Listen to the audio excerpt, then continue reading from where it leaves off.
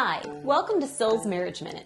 Today I want to talk to you about a policy that I like to keep not only in marriage, but in all of my interpersonal relationships. And that is assuming the best.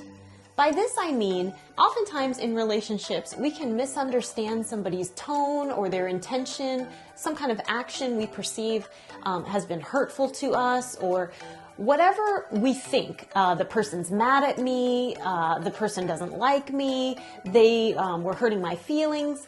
Sometimes we can jump to the worst possible conclusion.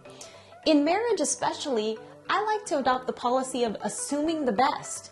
So if we perceive that they're being unkind or hurtful in some way, let's assume, for instance, that they're having a bad day. Let's assume that we misunderstood something they said. Oftentimes, I have found, because I go back after the fact and I discuss it with a friend or my spouse, and I say, hey, the other day you said this, and it seemed kind of odd.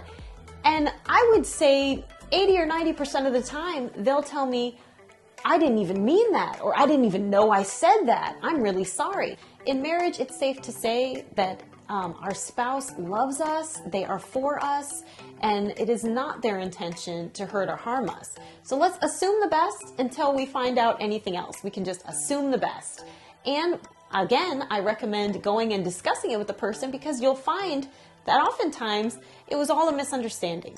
So again, in marriage, to help it thrive, assume the best. I am so looking forward to working with you. Check out thrivemarriagecoaching.com to learn more.